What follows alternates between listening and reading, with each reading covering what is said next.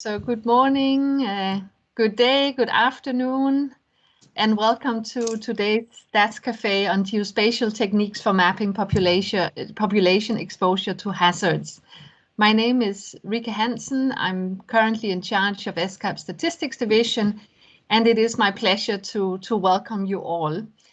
Today marks the launch also of the latest in a series of tools that ESCAP has been working to develop to support the uptake of geospatial data and techniques for official statistics. And that is a QGIS guide for mapping population exposure to hazards. And you will also hear more about this new tool as we move through the session today. But before we start, I want to inform you all that over the weekend we suffered a great loss at ESCAP Statistics Division.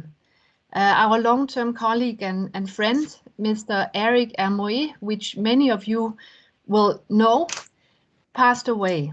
Eric was the gatekeeper for ESCAP statistical database. And although he was not so much in the limelight, it was Eric who, for more than 20 years, made sure that the engine behind ESCAP's data work was well-oiled and in good shape at all times. So I wish to dedicate today's cafe to Eric's memory.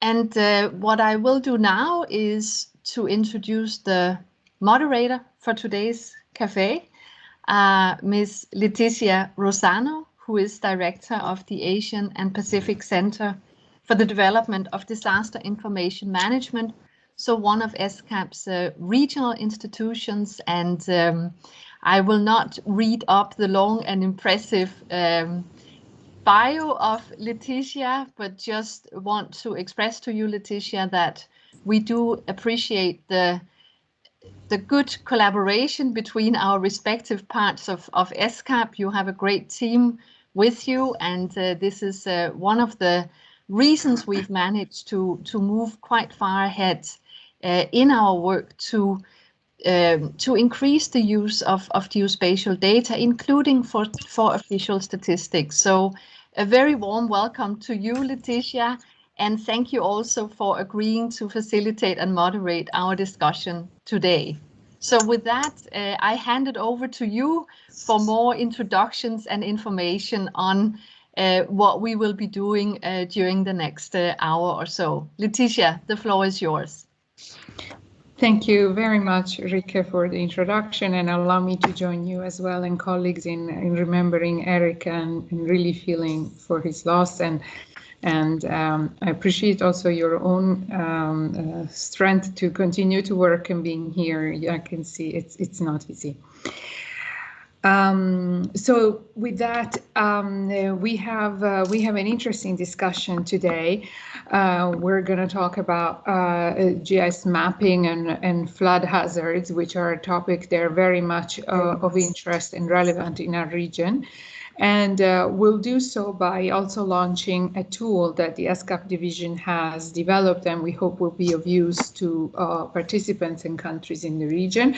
We'll hear from one of the countries that is most ahead in understanding flood risk and reducing it in the country. We'll hear from the Bangladesh Bureau of Statistics and our own colleagues in ESCAP, Sanjay Srivastava, who will discuss with the main discussant here. So with this, I would then straight away welcoming our speakers. As I said, we have Dr. Rafiq Islam from the Bangladesh Bureau of Statistics and the ESCAP consultant, Halad Musunru, and Sanjay Srivastava. So if you'd like to turn your videos on for just a second so the colleagues also can put your understand who you are and look forward to hearing from you. Good morning, Sanjay. Thank you, Leticia.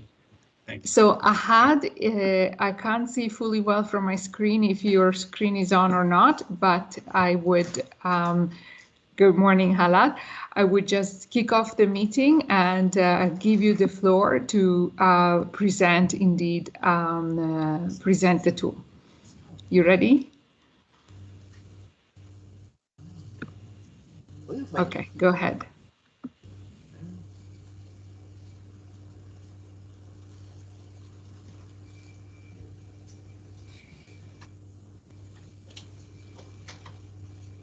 Don't forget to unmute your mic, Halat.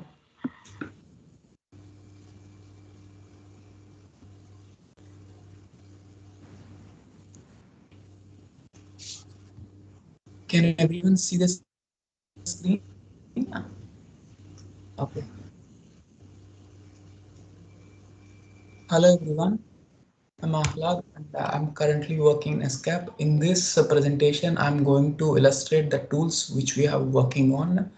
The major goal of this tool is to produce an raster image or a population data set, grid level data set to distribute, which can help, this tool helps to distribute the census data set into pixel level, how the number of people are being exposed to flooding, and how and produce a population exposed to flood hazard mapping. And more on they can, it helps to improve the capacity to integrate their own socio-economical attributes also with the administrative boundaries.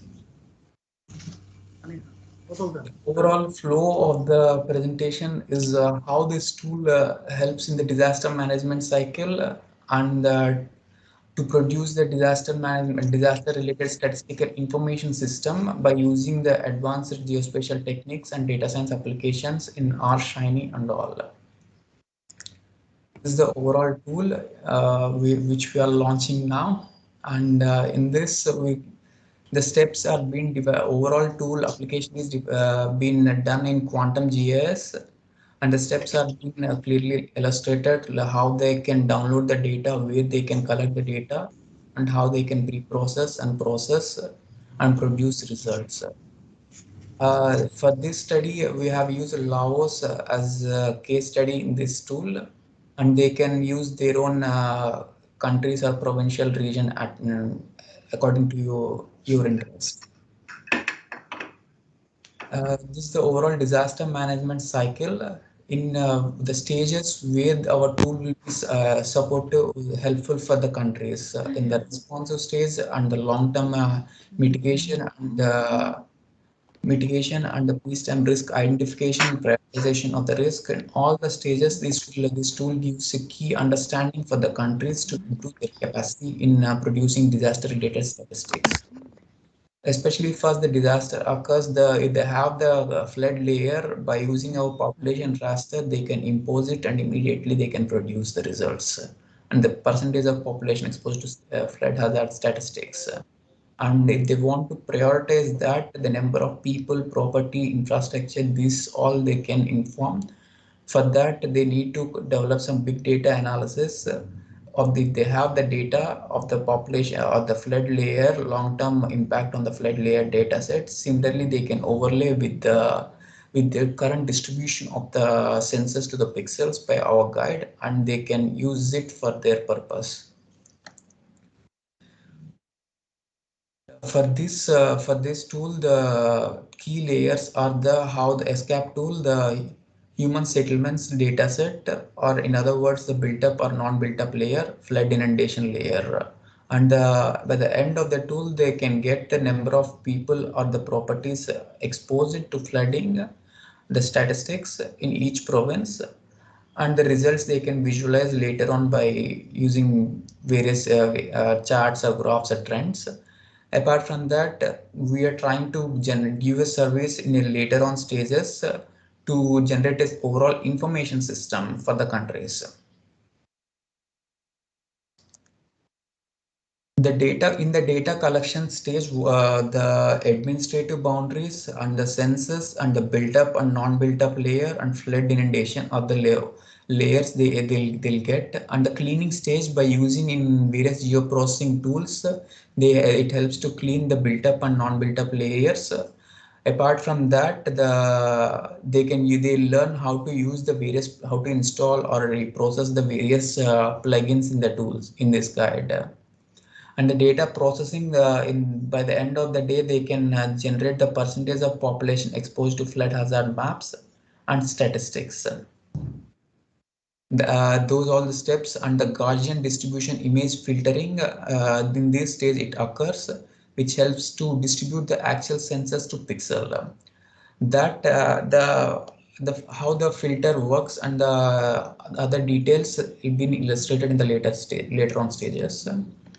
The overall procedure is to generate the first of all color the flood layer and the population layer and overlay to the administrative boundaries, and produce by using journal statistics and some other special applications, they can retrieve the information to each administrative layer.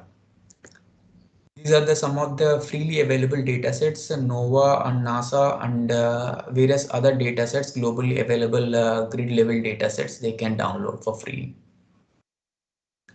This is a small region where once we have applied a Gaussian image filter, this filter in Laos region, it's a small area as a test sample I have taken. The weights of the image highest will be assigned in the center and the lowest will be assigned in the corners, or where the density of the built-up parcels are low. At that stages, these weights have been assigned low.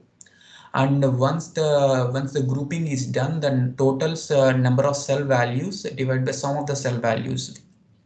It helps to normalize the raster or the pixels values in the scale of 0 to 1. Then if we multiply with the actual population, it will distribute according to the weights of the normalized one. And then we can, for the cross comparison with the actual census, they can do in the later on stages. Apart from that, the major advantage of this tool is to compare to WorldPop or CityPop, CityScan, various other data sets, raster layers which have already been available.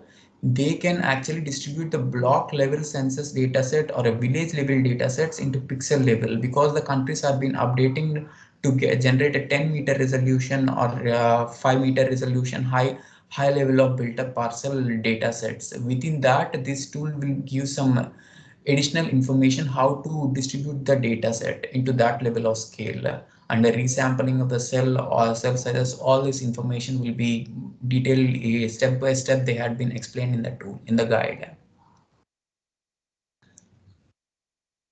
Finally, final result, they can see the percentage of population exposed to flood hazard statistics and visualize a map like this.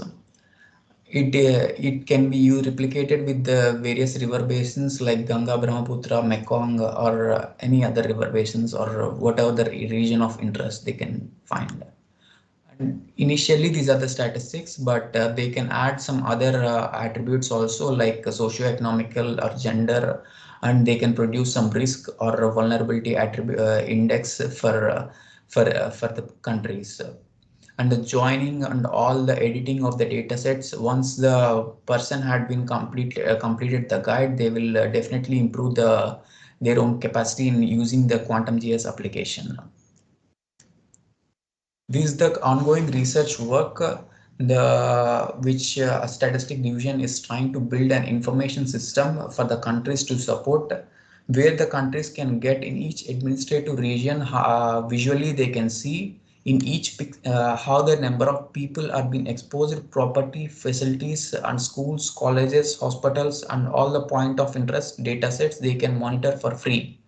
And more on that, the pixel level of population data set, they can monitor in each location and each pixel how the number of people are being exposed and the number of people are being living in each location. They can clearly seen by this. And our Shiny IO or our Shiny Connect, which helps the users to push their data sets into openly available servers. By the end of this tool, a new guide or a new information system, they can actually produce some information system for their to monitor their disaster related statistics. If we click, this is the example, some of the slides. If they click on one location of the part, they can see the number of people how many people are being exposed, and the same place they can see how the inundation depth or the level of hazard exposure of the flooding or an event, not only flood, the earthquake, or they can see the displacement of the earthquake or various other, they can just change the layer, that's it. And the intensity, this map represents the heat maps, which represents the clustering of the data sets. For example, artificial surface, where the density is more exposed to flooding, herbaceous crops, wood crops, multiple layer crops. This helps to filter the land cover data sets and exactly locate where exactly this impact on the specific group of the data is more exposed to flooding, and where it is least exposed. This the new this the effective style of visualization which helps to understand the impact of the flood in more clear manner. And by the end of this, they can get the area exposed in the percentage, and the total percentage of the land cover and the percentage exposed. And apart from this, there are various others. As I mentioned, the attributes will join since once the research is totally finished. This is the tool, this is the prototype up to now, how it looks like. Once they can see the changes, herbaceous crops, how it is been changed in the percentage of crops exposed, percentage of crops which have been resilient to flooding or not exposed to flooding. They can see the dynamics and the total population and the population exposed and the land area and the flood inundation. Overall statistics of the country, as we have taken as Thailand as an example. When we zoom in, it goes to the Bangkok region, and yeah, this the where we if the user clicks, they can see the number of people, and you can see the number on the right side corners how it is varying when they're changing on when the cursor changes. And this is the heat maps where the herbaceous crops in the Thailand, we can see the southern and northern part of the Thailand have been exposed more high in the artificial surface overall, and it changes also depends on the crop to crop. This is the other those are the total land cover and the total land cover changes. These two tables represents the statistical information with all the attributes, the land cover area and the percentage exposed, and the locations. This is the another filter. If they countries want, they can download this data set and they can use for various operations like Kringing or IWT interpretation techniques to produce the overall impact of floods to for their countries. That locations will give some other additional benefit to the countries to where exactly the areas have been exposed. Lat long coordinates with the area classification types. This the one, and I'm trying to go a live demo now on our Shiny application. Leticia, may I know the audience can see the screen? Hello? Yes, not yet. The dashboard, I hope the dashboard is running, right? Earlier, now it's a bit of a blank screen. Okay. It says please wait, so I think it's loading something.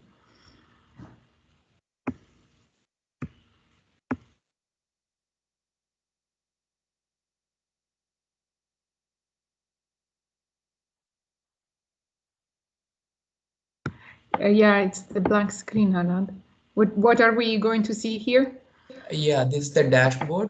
I hope you can see now. Yes. Yeah, the total population, number of people exposed, and the land area and the flood square kilometers.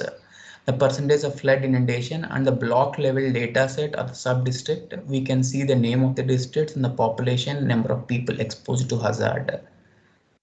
This is the Quang Ninh province, Sakonakan province in the northern part of the Thailand. You can see the numbers, how it is varying on, and the flood inundation depths.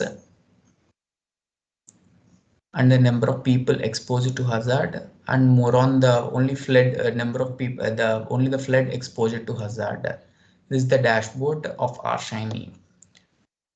And apart from this, this is the one of the other case study which we earlier we have done some research on. I have done some research on the flood vulnerability mapping on Ayutthaya province, on the where the number of people and the properties and the facilities have been exposed.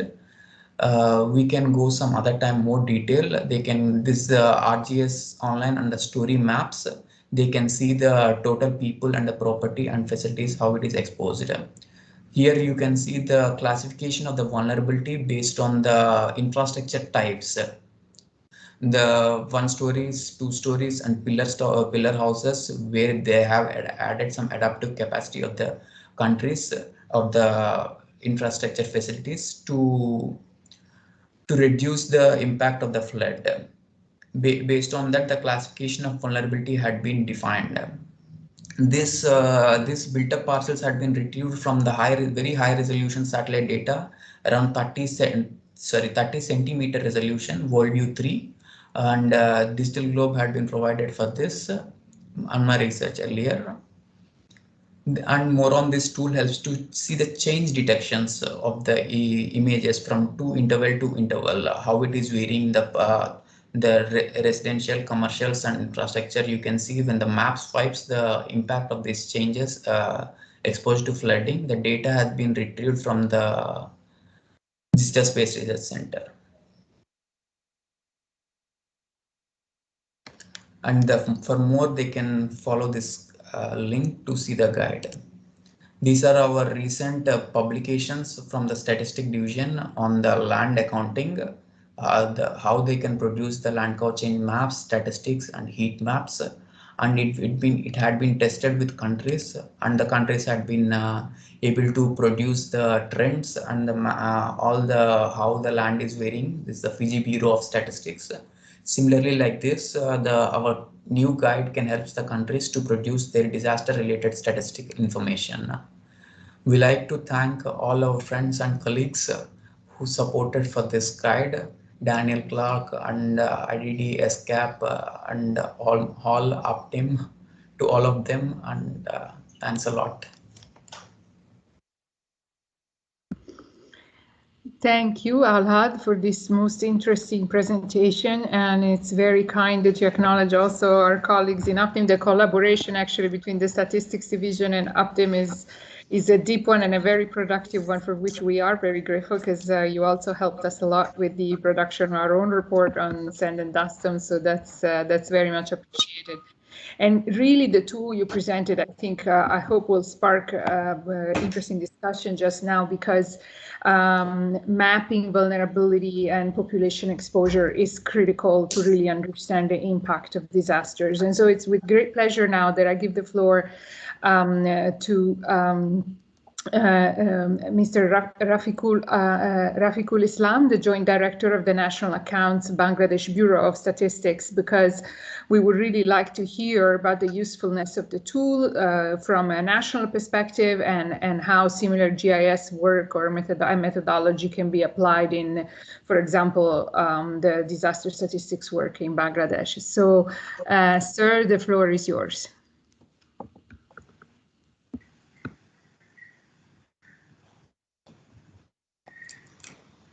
All of you see my slides?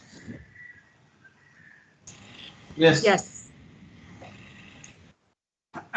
Good morning from Bangladesh.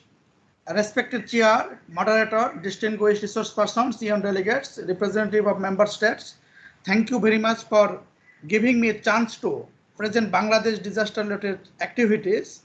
Ladies and gentlemen, you all know that Bangladesh is one of the world's most disaster and climate vulnerable, at the same time most resilient countries due to the frequent, regular, and devastating disasters. In 2015, Bangladesh Bureau of Statistics conducted a household survey to measure the household characteristic disaster-induced losses in the key sectors: health condition, status of vulnerable population, disaster, and climate knowledge. The silent speakers was this survey.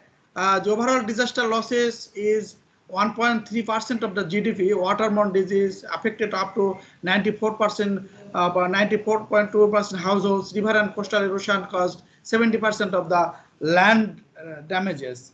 Bangladesh already addressed many disasters. Climate change, you all know that.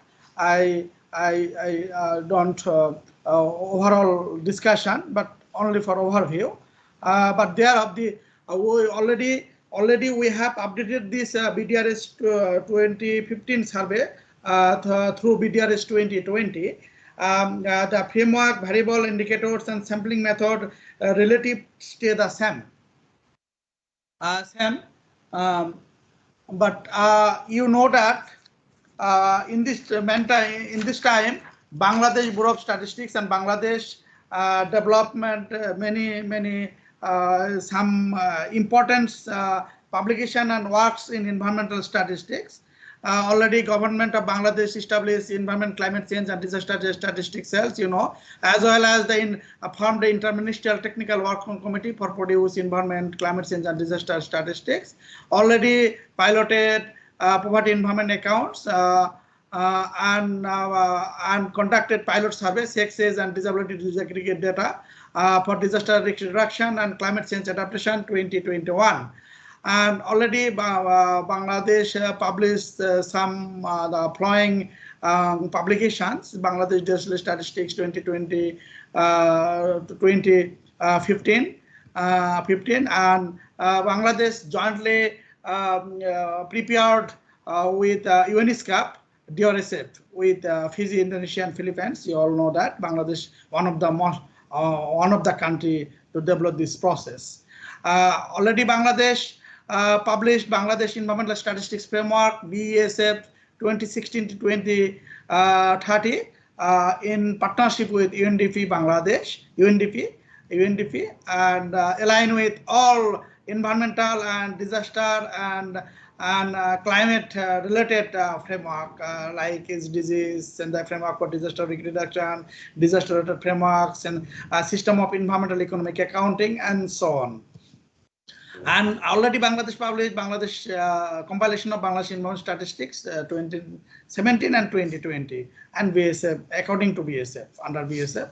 And already Bangladesh published another guideline integrating gender and social inclusion in environment, climate change, and disaster statistics 2020. Yeah, you all know that government of Bangladesh already approved the ECDS project timeline 2019 to 20. Main objectives of this project to generate environment, natural resource, biodiversity, climate change, disaster-related statistics for installation of environment statistics under the ECDS project BBS. One of the main objectives of this project is to conduct the climate change and natural disaster-related statistical survey to monitor the impact of climate change and disaster events in short view BDRS 2020. Already Bangladesh conducted the survey in the month of June 2021. But already we shall try to establish the GIS application in relate to this survey. The flying out of 6 objectives.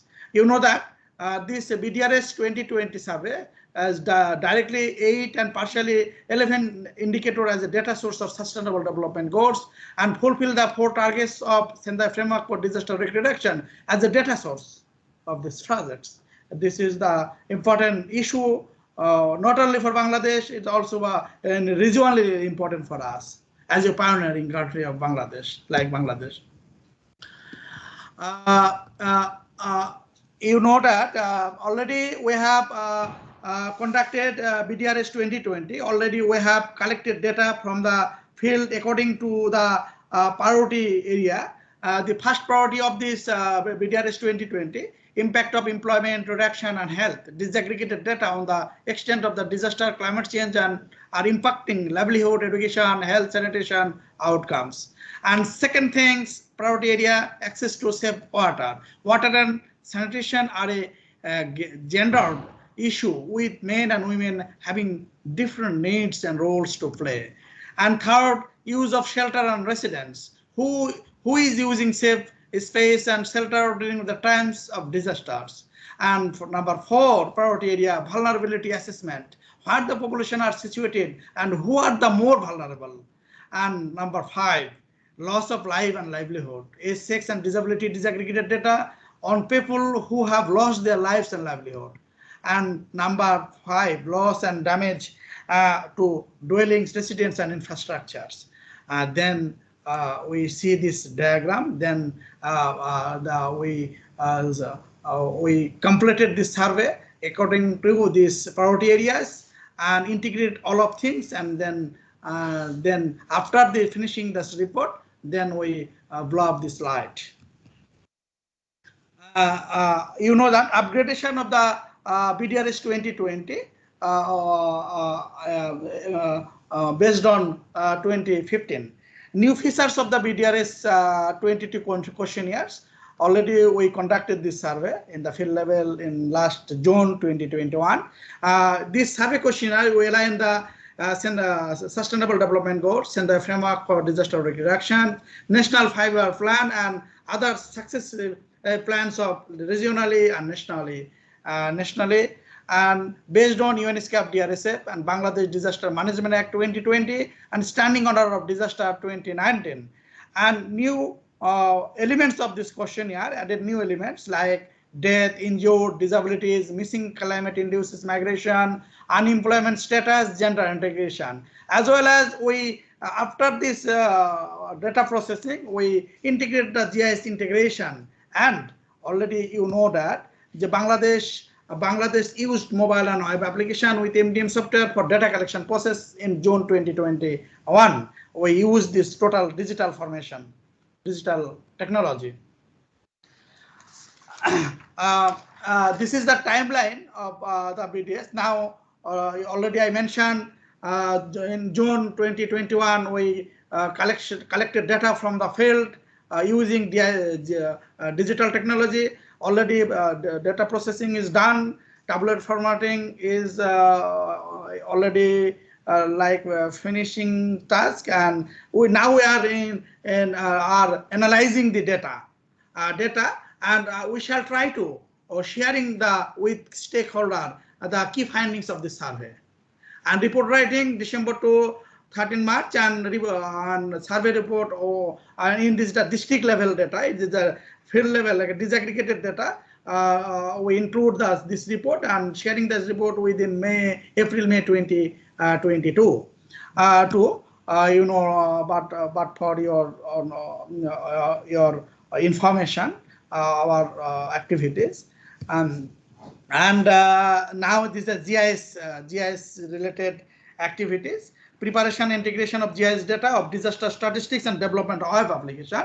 This is the main discussion in this meeting. I would like to request all of stakeholders, all of resource persons, and all attendees of this meeting. But now I elaborately discussion about the development of web application.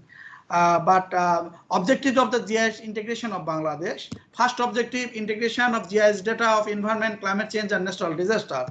And second objective, development of user-friendly Android responsive web application using open source software.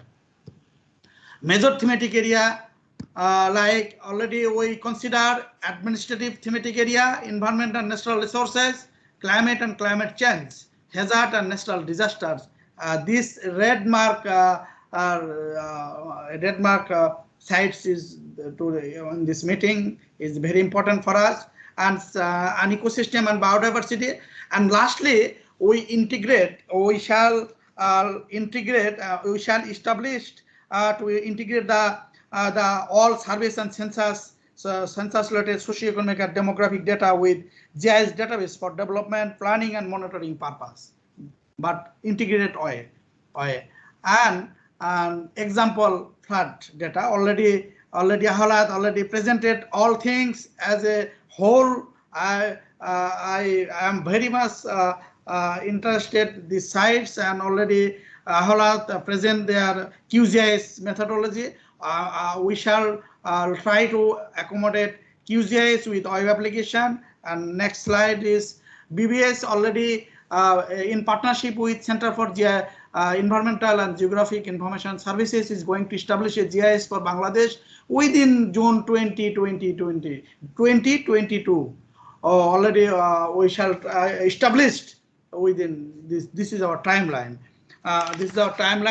Already BBS and CGIS, Center for Environmental Geographic Information System, has started this work jointly. GIS database. The GIS database. There are many types of GIS database in the link, like MySQL, PostgreSQL, SQL Server, Oracle. Most of are heavy, costly, or high costly, or commercial. But Bangladesh use free and open source software, open source and cost free, easily manageable, secure, and high performance. And like many tools of mapping, Leaflet, Mapbox, ArcGIS. At Bangladesh, we use Leaflet for Bangladesh. It's open source and free to use, easily to use, and lightweighted library, well structured and user friendly. Many features with less functionality. The proposed platform already jointly work with QGIS. The proposed platform already started this work.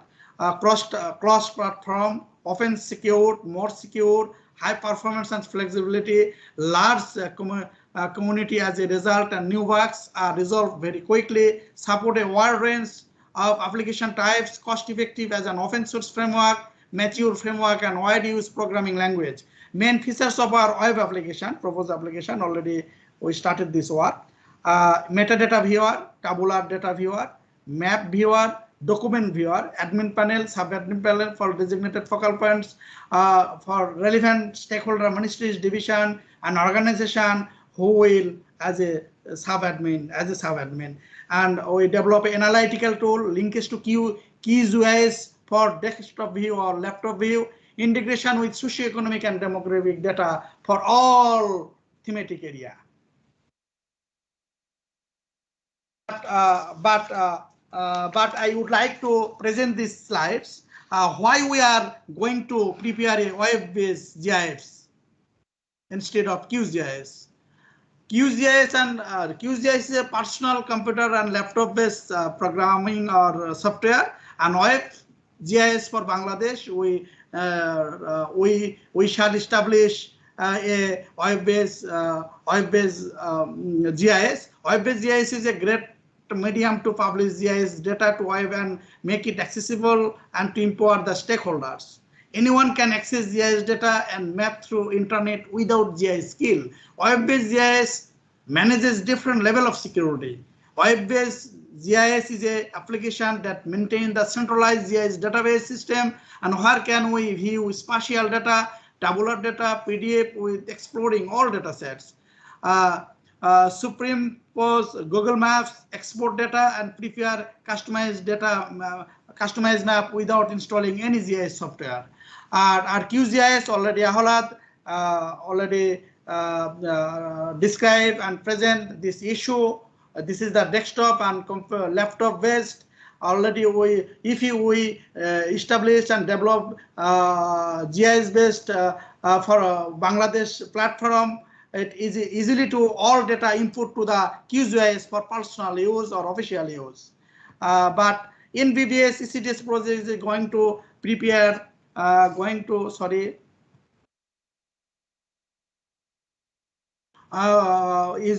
is going to establish, prepare a web GIS using all open source platform for web application development, ASP.NET Core for application, MySQL for database, Leaflet.js for map representation, Flutter for mobile application, etc. And we like to integrate, propose any other software. We shall try to integrate and establish and align with this our web-based database. In the our way forward, this is the coordinating among BBS and other relevant stakeholder ministries, department, agencies, and organization. It is a complex accountability. Many challenges here, but we shall try to successfully completed this issue. Significant gap is training and reporting Bangladesh disaster statistics with spatial database. It is already we established this platform within sectoral ministries, divisions, departments, and organizations. And sometimes we already 2 or 3 workshops within for capacity building under the training. Disaster statistical dimension of SDGs will require greater attention, including regional and international platform. Opportunities for strengthening production and reporting and disaster-related statistics of Bangladesh, collaboration with development partners and UN agencies. And I request to ESCAP, UNSD for arranging the capacity building training on geospatial techniques and database for mapping exposure to different types of hazards, multi-hazards by UNSCAP, UNSD, and other development stakeholder and like other developed countries. It is very much. It will be very much important not only for us, all the least development countries, islands countries, and others countries for sharing this platform as an open source software. Already we have started this work. Within timeline June 2022, we shall try to complete this work and great platform for statistical view and development planning and monitoring view like SDGs, Sendai Framework for Disaster Risk Reduction, and our national plan and programs. Thank you very much. Thank you, sir, for this most interesting presentation. Really very rich presentation, giving a full sense of how far ahead Bangladesh is in understanding its risk, in mapping it, and showing it, as it were, as we're discussing today. I do have several questions that I would love to follow up on. And I made notes for myself, and there were a couple of questions also that popped up in the chat. With your permission, sir, we may go to the next speaker now and then pick up later as we open the discussion. But really, thank you so much for this wealth of knowledge and experience that you shared with us this morning. Let us go straight to the next speaker, my colleague Sanjay Srivastava, the Chief of Disaster Risk Reduction section at the Risk Reduction Division of ESCAP and IDD, Information Technology and Risk Reduction Division. And Sanjay, your reflection and discussion will be great here, so that then we can, after your introduction, go to a full open discussion with all our participants. Sanjay? Yeah, thank you, Leticia, my dear colleague, Rike, thank you very much, and thank you, Rafi Sahab. I will start with my deep condolence to the sad demise of our colleague Eric. He was one of our most valued colleagues, a very sincere, dedicated, and a person who works behind the scene, what Rike says, and make all difference. So with a very heavy heart, it's an opportunity to attend the event of a statistics division in absence of Eric. So life must goes on despite all the losses at personal and professional level. First of all, I'm really thankful to our colleagues, particularly Rike, for giving me this opportunity to be a part of this panel discussion and speak some insight on the work of Ahlad. Ahlad has been a very talented colleague. I know him from the day when he was doing his master in AIT. I think I was one of the reviewer of his work, which he slightly, I think, presented also the World View 0.3 meter resolution satellite data of flooding in Thailand, particularly Ayutthaya region. So I am very happy to see, Ahlad, you have come a long way from those days of mapping of disaster damage and losses to the what is called the especially the assessment of the population due to the population affected by the floodings.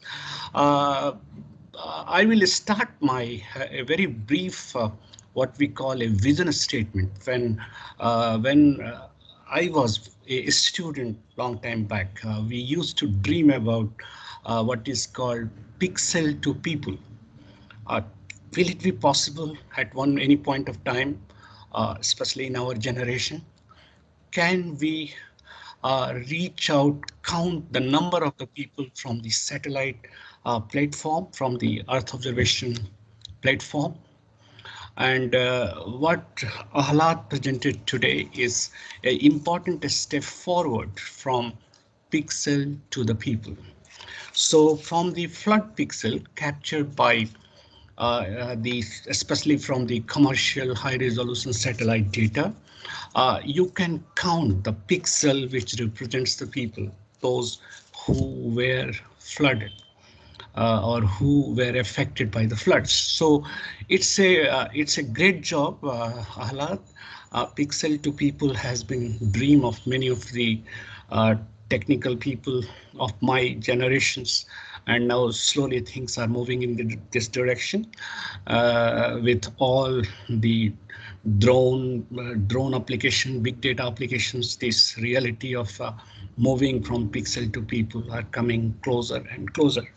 But what I am really impressed, Aladi, you brought a guidebook, because if you look at from a disaster risk reduction professional perspective, those community who work on the ground before the disaster, during the disaster, and after the disaster, they need to develop a lot of assessment report for disaster response, for reconstruction and recovery, and also for preparedness prior to ex ante. And this work will be very helpful. I have seen the algorithm that you have developed.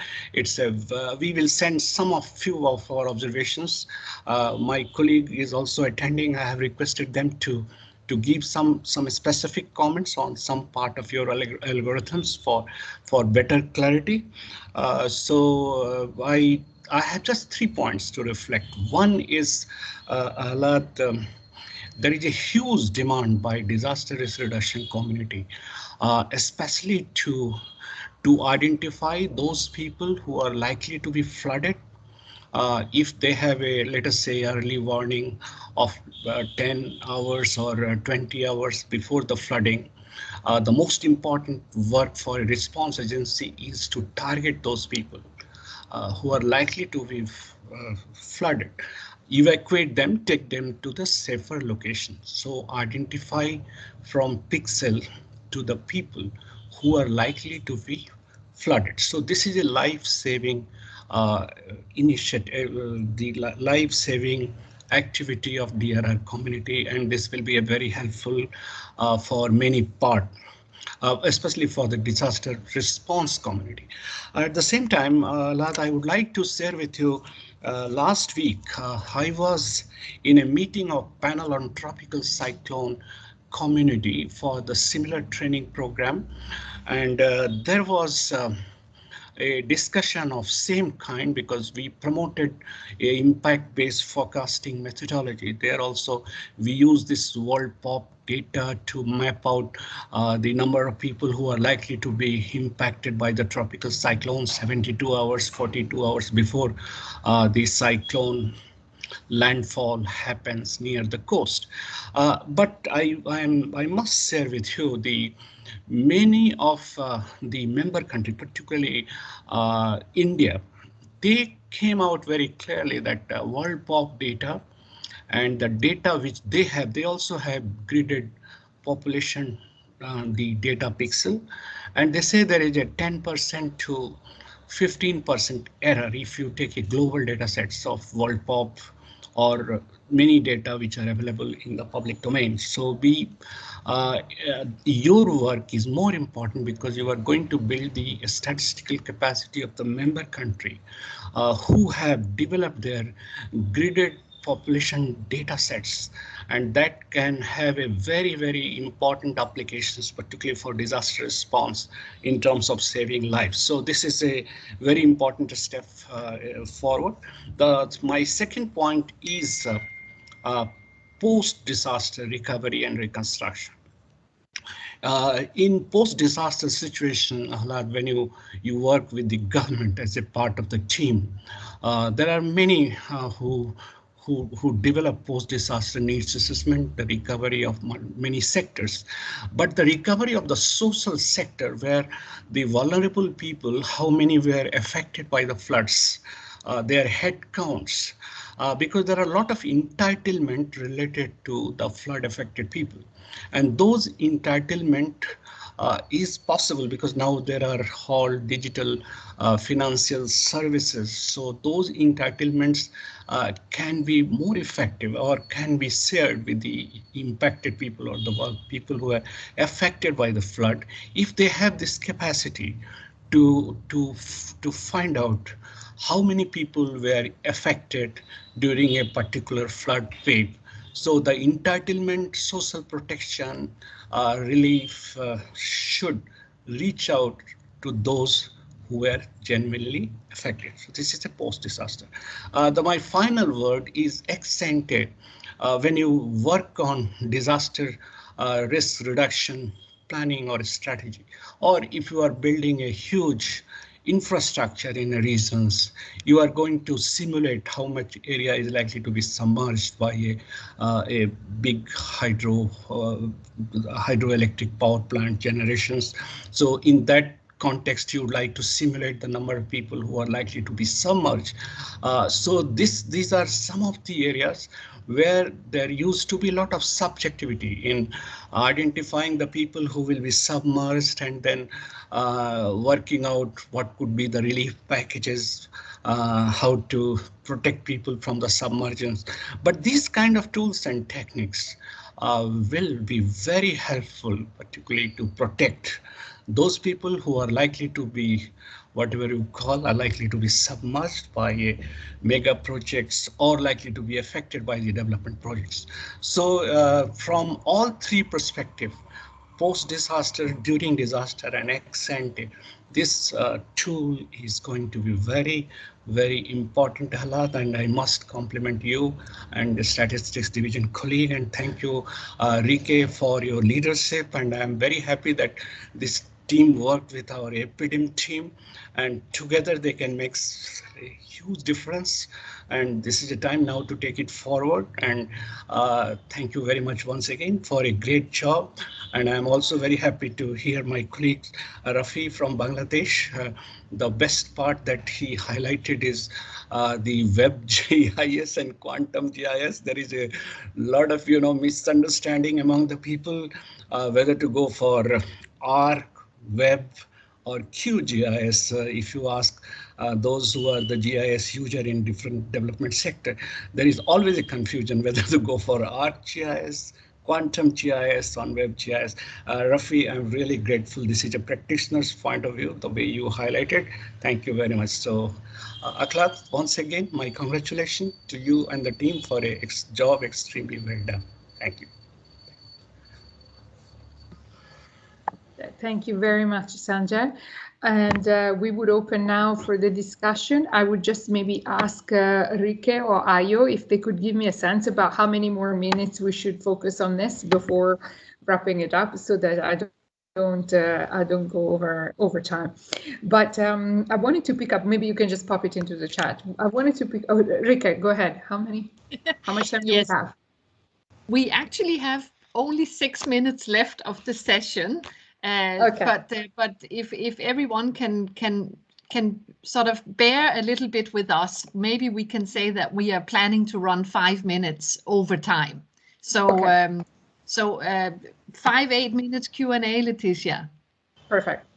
So I just wanted to pick up some of the points that that we have mentioned so far. I think really important to look at the functionality of all these tools that we are developing and track over time their application, so that we can really see where it is most useful. Is it in the preventative side? Is it in the planning, so that when the disaster occurs, the response is very well targeted?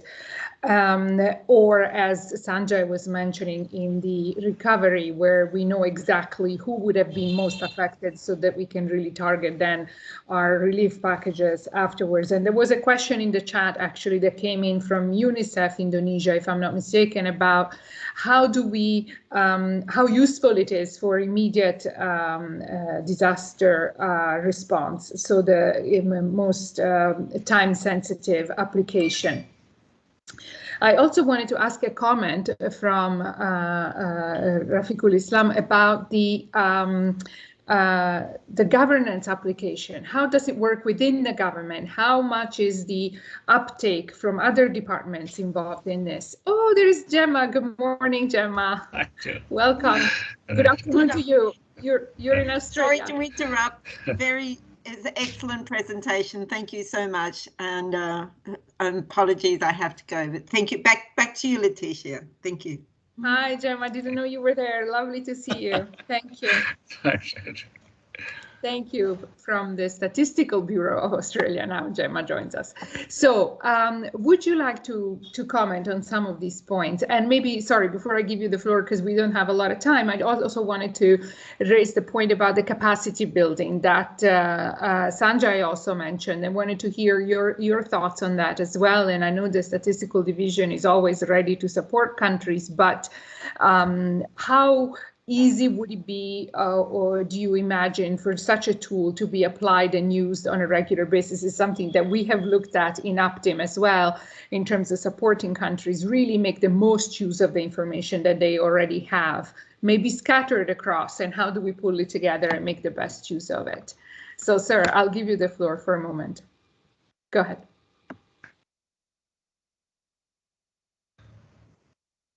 Your microphone, sir.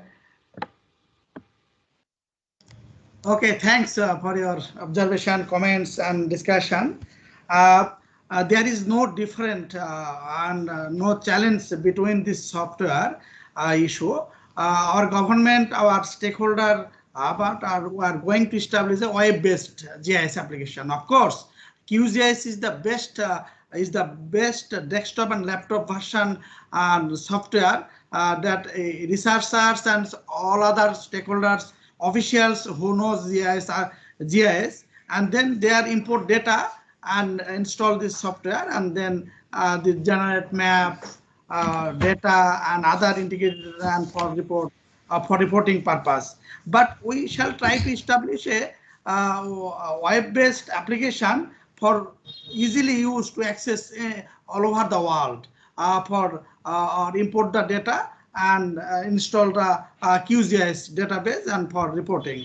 But we shall wide range database for all stakeholders, not only academics, all like student, general people, mass people, for visualize of our work to his sites. In this time I request to Mr. Rajimol, who will involve as a deputy focal point of this project, associate special of GIS. I request to Mr. Rajimol for discussion about this, raise these questions. Answer, please. He will. Thank you. Yeah, already Rafiq sir already discussed about this thing, but I just noticed about that. We have to make a open source platform that people can use this in all over the world. We cannot use in a laptop or desktop within the standalone application. We have to use in worldwide, so that people can access all data from anywhere in the world for the purpose of research or any activities. That is our mainly challenge, and we are thinking that we will make a good application that will be fruitful for people for Bangladesh and all over the world. This is our main goal, and we choose the open source application. That's why we will not pay anything for this, any cost for this application. And QGIS is a open source standalone application for the GIS analysis, but who have no GIS skill, they cannot use this GIS software. So that people wants to know about GIS, and aware of people must be contained any knowledge about the GIS, then they can access the web GIS and they can access the data. We do not think that normal people cannot use the GIS, but we are thinking that all people can use the GIS, and all people access the data and analysis data within the QGIS. It is much more easier any people to do any sort of problem or any GIS analysis. This is our main thing, and we are preparing the holistic approach for this web application, because we are thinking that students cannot afford all data, or cannot purchase all data from BBS or any organization over the Bangladesh. So that if we can make a open platform and just they register the BBS platform, and they can access all data and export data and use this data within the QGIS. This is our main thinking about this web application. Thank you. Thank you very much for this point. We all agree that open source data is the preferable way to go, and indeed the most transparent and useful. I was particularly reflecting on how do you work across different sectors of government that may have the information or could access the information, and how easy it is for them. Do they use it? Do they apply it when it comes to planning, mapping, or do you provide that? Yeah, I can supplement about this thing, because we have a portal that will admin panel that is contained a super admin for the BBS, and the other panel will be the stakeholder agencies in all over the Bangladesh. They can input data from their own side, and BBS will take the data and approve this data. Then people can see this data. This is the real data from that source, and already we make a courtesy notepad will be exposed in our web portal, that who will the provider and who will use. We can set the all log files, and we will track all data who will use and who will serve this portal. That is our plan, and I think we will fruitful in another project all in Bangladesh, and we will make it a proper way that data will be secured and usable for the people for Bangladesh and all over the world. Thank you so much. That's really interesting. This is something that Optim actually has been looking at in terms of understanding the supply and demand for information management in the context of disaster risk. So we will follow up with you, and I took the opportunity to also mention this. And we did work with Bangladesh on this, so we very much look forward to continuing this discussion. I see some questions popping in the chat line. I'm aware that we only have 2 more minutes, and I know Rika is strict with time, as she should be. So maybe I'll just take this couple of minutes to remind everyone to please go through the chat, because you will find links to the tools that were presented today, and you can start playing and using them and see whether you have any questions. I believe the recording of the video will also be made available, or is already available on as soon as we close the chat, so that you can there you go, it popped in again, so that you can access it directly. I would like to thank all the speakers who joined us today, the statistics division, of course, for organizing these statistical cafes. Rike, Ayo, who organized the meeting, I'm grateful for inviting me. Of course, the joint director from the national accounts from the Bangladesh Bureau of Statistics, Rafiqul Islam, Sanjay Srivastava from the IDD division, and and of course Ahlad, who worked so hard on the tool and made such a great job of presenting it to us. These are the skills and the knowledge that we really want to continue to grow and share with all of you. So thank you so much for this. Maybe 1 second we can all turn our videos on as we say goodbye. And I was really taken by the substance of the discussion and seeing how the potential that we could use with these these tools and the information that we can really make available to all parts of government. So it's not about one thing, it's not about statistics or it's about disaster, but it's about the development and the sustainability of it and how we can ensure it with this tool propping it up, really. So Rike, with this, I'll give you the floor. Maybe you want to close up? Well, thank you so much, Leticia, and I will be very brief, and I do appreciate very much you sticking to time. I'm glad that my reputation for being a strict time manager is getting out there. What I want to do is to just stress a few things that we have heard, and I'll be very brief.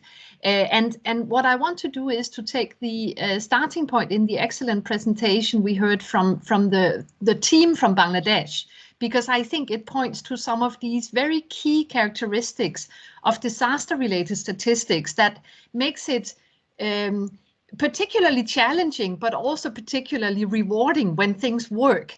I mean, you highlighted the work in Bangladesh that has been influenced and has influenced a lot of regional and global work on disaster-related statistics, and this is a key part of the work that has happened during the past 5 years or so, and thanks to very active national statistical offices and national disaster management agencies in Asia and the Pacific, we've managed to develop guidelines for all of us, both on statistics, now specifically also on the use of geospatial data. We've seen how different countries are overcoming the challenges that relate to needing to involve different agencies, but also certainly different skills. We see that we have a topic, a domain of statistics that's truly multi-domain. We need to talk about the environment, we need to talk about social development, economic development, if we want to capture the full picture here. And this is something that's been demonstrated very well in Bangladesh through some of your world first surveys. Actually, you were the very first country to really include this in some of your data collections in the statistics agency. So this is really remarkable. It's also one of the reasons why the work from the Asia Pacific region is the starting point for global efforts that are going on right now to develop global standards for disaster-related statistics, and this is it's such a good example of the Asia-Pacific region really driving global work. Also, as you rightly put, Leticia, this is not about disaster or statistics. It is about all of us coming together because we need each other's experience, knowledge, and skills here, and that leads me then also to thank our colleagues from different parts of ESCAP. So we really have a true collaboration here of people with statistical skills, GIS skills, disaster management experience, etc. So I want to thank you all, and finally, I want to express my particular thanks also to my colleague Ayo, who has been behind the scenes here today, but is really the person who pulled everything together for us to be able to see each other online today in this Stats Café. So Ayo, thank you very much. This is not going to be the last Stats Café that touches upon this topic. I put in the meeting chat that we have been working on really making much better use of census data for this type of statistics, something that was also stressed by Sanjay in his comments, because it is so important that we don't only use the data from statistical offices, but also the quality assurance that comes from a statistics office. Particularly, Sanjay mentioned recovery efforts, where it's so important to have objective data to base decisions on. So there's a lot statistical offices can actually put to the table in this very, very complex undertaking. That's only going to become even more important in the coming years as we see with extreme weather events becoming much more frequent, and this is not something that will stop. So with that, I just want to thank you all again, and Leticia for bringing us so nicely through this hour and 10 minutes now. So with all that, thanks all of you for joining. Thank you for your questions. You're always welcome to contact the ESCAP Statistics Division or APDIM or ESCAP's IDD division, where our discussant Sanjay today works. So with that, thank you so much for your attention, participation. Thank you. Bye-bye.